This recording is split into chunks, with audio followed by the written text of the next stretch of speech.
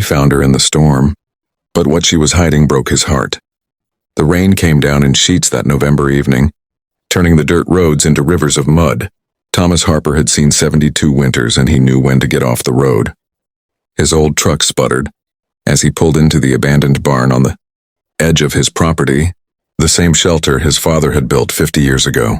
The lantern flickered to life in his weathered hands. That's when he saw her. A young woman, maybe 30 at most, sat against a pile of hay. Her dark hair clung to her face, soaked through. But it wasn't her appearance that made Thomas freeze. It was the two small children pressed against her sides, wrapped in a thin blanket that did little against the cold. The woman's eyes met his, wide with fear. She pulled the children closer. Thomas raised one hand slowly, the way you would approach a frightened animal. "Easy now," he said, his voice gravelly but kind. "I'm just getting out of the storm, same as you." He set the lantern down between them, creating a small circle of warmth and light. The woman watched his every move, but she didn't speak. Thomas could see it all clearly now. The children couldn't have been more than 4 and 6 years old. Their faces were smudged with dirt, their eyes hollow with hunger. The woman wore clothes that had once been nice but were now torn and stained. On her shoulder he noticed a fading bruise. He'd seen enough in his years to know trouble when it sat right in front of him. "My name's Thomas," he said, settling himself down across from them with a slight groan. His knees weren't what they used to be. "This is my barn. Well, my land anyway. Nobody's used this place in years except for the occasional storm." The woman's lips trembled. "We'll leave," she whispered, "as soon as the rain stops." "In this?"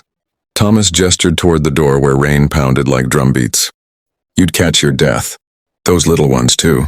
The older child, a boy with his mother's dark eyes, stared at Thomas with a mixture of curiosity and distrust. The younger one, a girl, had her thumb in her mouth, already drifting toward sleep despite the cold. Thomas reached into his coat pocket and pulled out a thermos. "Coffee," he explained.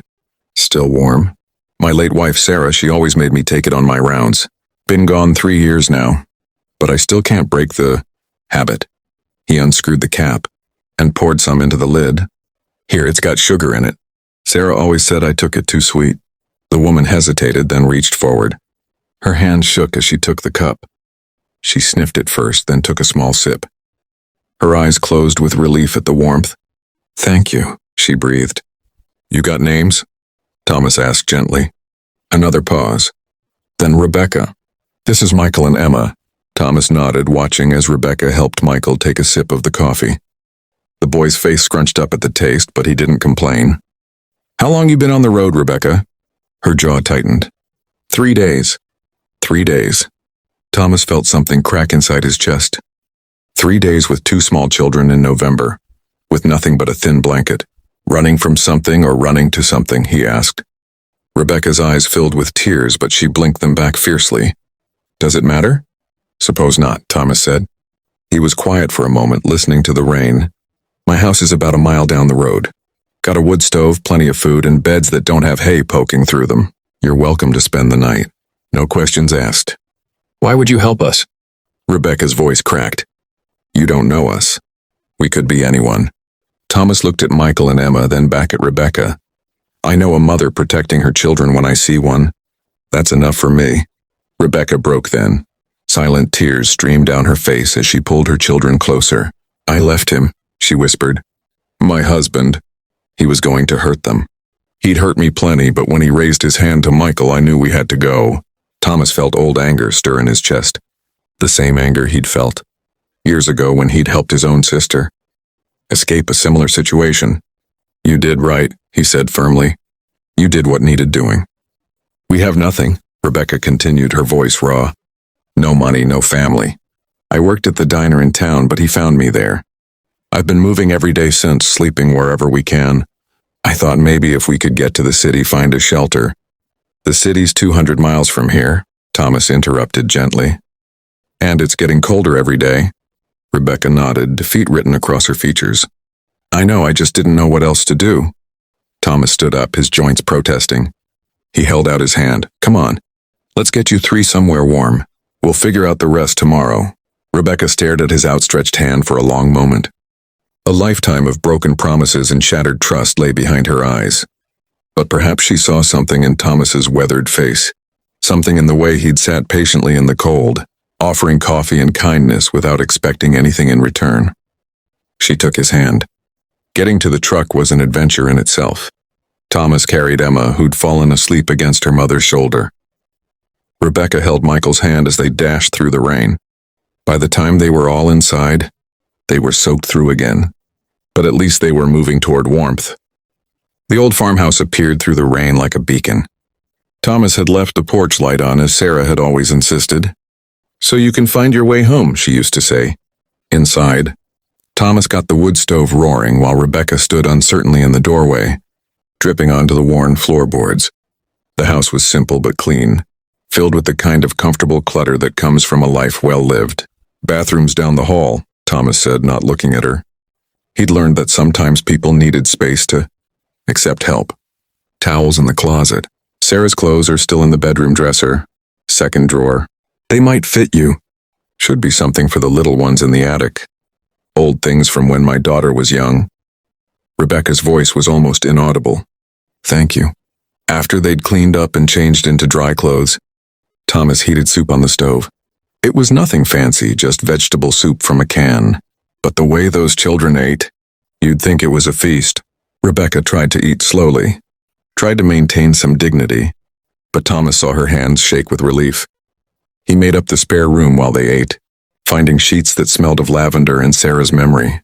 It had been his daughter's room once before she'd grown up and moved to Portland. Now it just collected dust and ghosts. When the children were finally tucked into bed, clean and fed and warm for the first time in days, Rebecca stood in the hallway and cried. Not the silent tears from before, but deep, body-shaking sobs that she'd been holding back for who knows how long.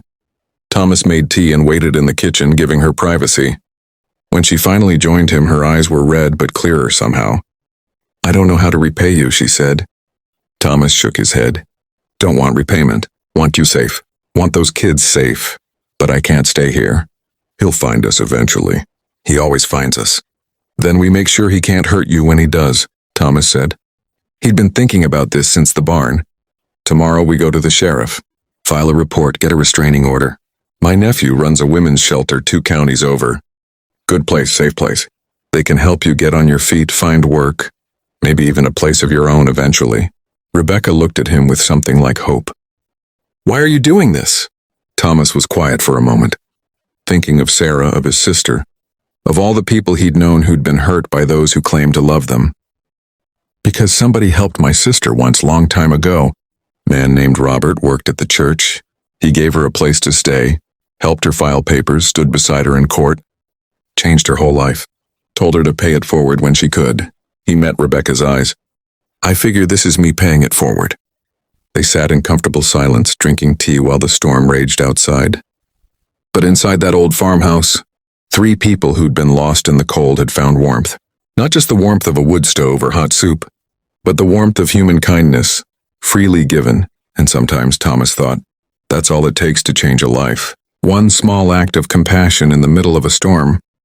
The next morning, the sun broke through the clouds, and they began the work of building a new life. It wouldn't be easy, Thomas knew, but then nothing worth doing ever was. He just hoped that someday, when Rebecca was steady on her feet again, she'd remember this night. And maybe, just maybe, she'd pass the kindness along to someone else who needed shelter from the storm. If this story touched your heart, please like, share, and subscribe for more stories about kindness and human connection. Leave a comment below about a time someone helped you through a difficult storm in your life. Your story might inspire someone else who needs hope today.